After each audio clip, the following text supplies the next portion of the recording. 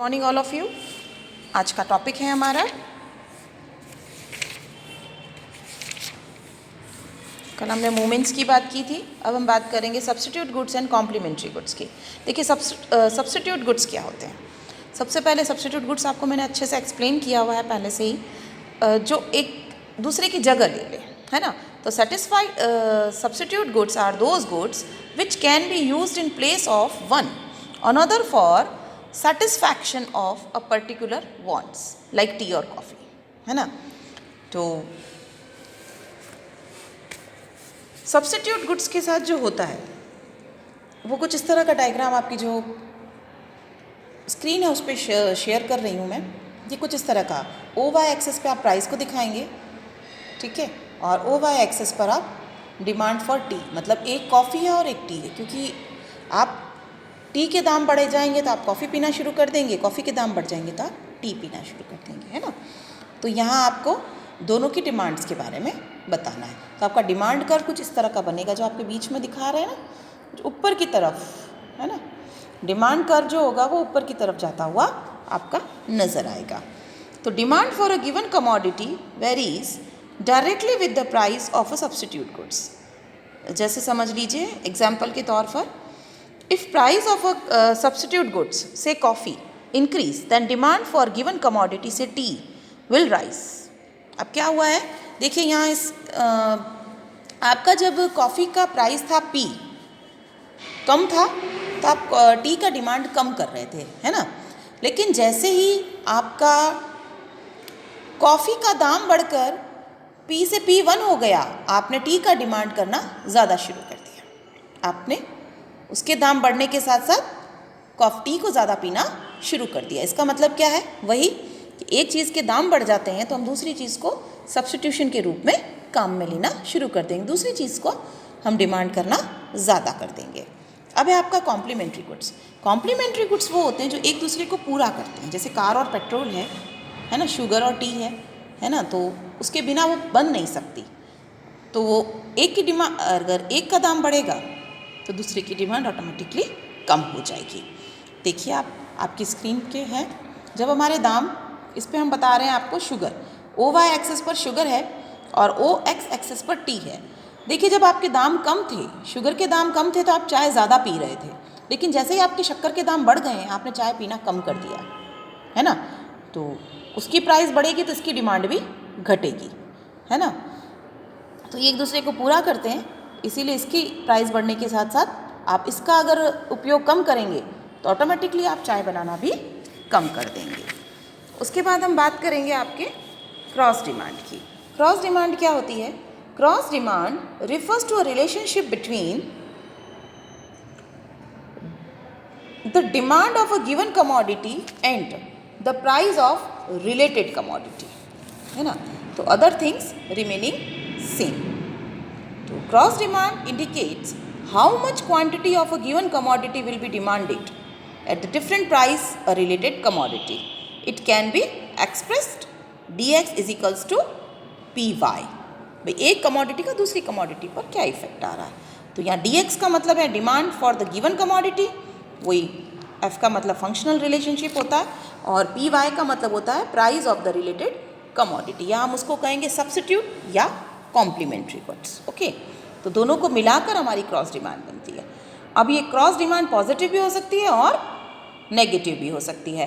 तो cross demand is positive in case of substitute goods and demand for a given commodity varies directly with the price of substitute goods, okay, and cross demand is negative in case of complementary goods as demand for a given commodity varies inversely with the price of complementary goods, okay, and cross price अब हम बात करेंगे cross price के क्या effect आएंगे demand curve पर।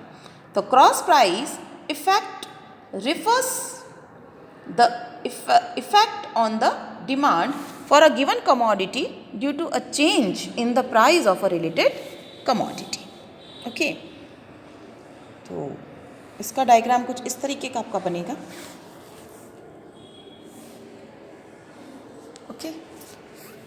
तो price को हमने क्या मान लिया है, कांस्टेंट मान लिया है। अदर फैक्टर्स आपके काम कर रहे हैं, यहाँ प्राइस को हमने कांस्टेंट माना है, तो Q से Q1 हो गई है, आपका डिमांड कर्व भी राइटवर्ड शिफ्ट हो गया। ठीक है, जब आपका increase in price of substitute goods, अगर आपके साथ वाली वस्तु जो है, हम बात कर रहे हैं यहाँ पर टी की, और कॉफ़ी के दाम अगर बढ़ जाते हैं, टी की तो प्राइस हमने कांस्टेंट मान ली, उसके साथ वाला जो है कॉफ़ी, उसके दाम अगर बढ़ गए हैं तो मैं अपने आप ही टी का यूज़ करना ज़्यादा शुरू कर दूँगी। लोग टी को ज़्यादा पसंद करने लगे, भाई कॉफ़ी बहुत महंगी है, चाय बना लो, है ना।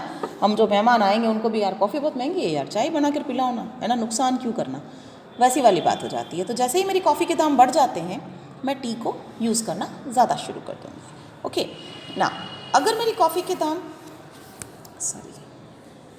अगर मेरी कॉफ़ी के दाम गिर जाते हैं, अगर मेरी कॉफ़ी के दाम गिर जाते हैं तो मैं चाय, यार कॉफ़ी ज़्यादा स्टैंडर्ड लगेगा, कॉफ़ी बनाएंगे, है ना, काम तो एक ही है दोनों का, तो हम कॉफ़ी बनाएंगे, कॉफ़ी भी तो सस्ती है, अभी अफोर्ड कर लेंगे। तो मैंने वैसे ही जैसे ही कॉफ़ी के दाम कम हो गए, मैंने टी का यूज़ करना कम कर दिया। आज भी मेरे टी के प्राइस कांस्टेंट है, लेकिन कॉफ़ी के दाम कम हो गए। कॉफ़ी के दाम कम होते ही मैंने कॉफ़ी पीना शुरू कर दिया और टी की डिमांड करना कम कर दिया। तो ये कहलाती है आपकी cross demand. Okay,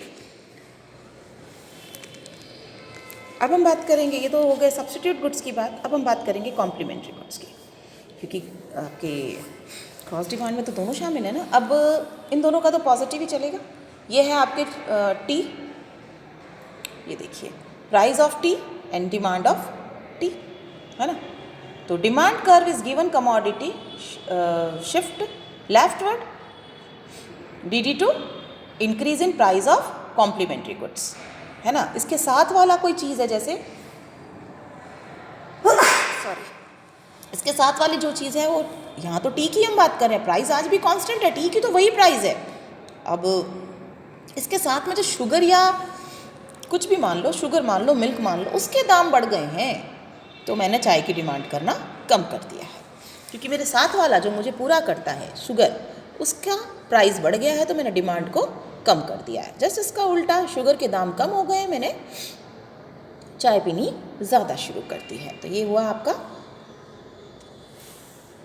normal goods. अब हम बात करेंगे normal goods and inferior goods की। तो अच्छे से पता है अब आपको नॉर्मल गुड्स क्या होते हैं और इन्फीरियर गुड्स क्या होते हैं। तो मैं पहले डिफाइन कर दूं नॉर्मल गुड्स क्या होते हैं। Normal goods refers to those goods whose demand increase with an increase in income. Income के बढ़ने के साथ साथ नॉर्मल गुड्स की डिमांड बढ़ जाती है। किस तरीके से, जैसे समझ लीजिए, पहले मैं ब्रिज साबुन को यूज़ कर रही थी क्योंकि मेरी इनकम का लेवल कम था। ये आपका ओ वाई एक्सेस पर मैंने इनकम को दिखा रखा है, और ओ वाई एक्सेस पर मैंने इनकम को दिखा रखा है, और ओ एक्सेस इनकम पर मैंने डिमांड को दिखा रखा है। यहाँ टीवी का डिमांड चल रहा है, तो मेरा इनकम बढ़ गया, तो मैंने टीवी खरीद ली। इनकम बढ़ गया तो क्या हुआ, टीवी की डिमांड मैंने भी कर दी, भाई इनकम बढ़ गई, अब EMI चुका सकते हैं, लाओ एक टीवी ले आओ। तो मेरा Q से Q1 हो गया है। क्या हो गया है, Q से Q1 हो गया है। अब क्या बात आई, Q से Q1 हो गया, नॉर्मल गुड्स हैं, अच्छी चीज़ थी, इनकम के साथ साथ बढ़ गई। अगर इनकम कम हो जाते तो टीवी की डिमांड नहीं करते, और ये नीचे की तरफ बनता हमारा डायग्राम, जहाँ पर मेरा YQ दिखा रखा है, उससे नीचे की तरफ आपका बन जाता। डिमांड इनकम के बढ़ने के साथ साथ बढ़ती है, और इनकम के कम होने के साथ साथ नॉर्मल गुड की डिमांड कम हो जाती है। उसी तरह से इन्फीरियर गुड की अगर मैं बात करूँ, ख़राब वस्तुओं की बात करूँ, तो बिल्कुल अपोजिट होता है इसके। तो inferior goods refers to those goods whose demand decrease with the increase in income. Income बढ़ेगी तो ऐसे गुड्स की डिमांड घट जाती है, बढ़ती नहीं है, घट जाती है।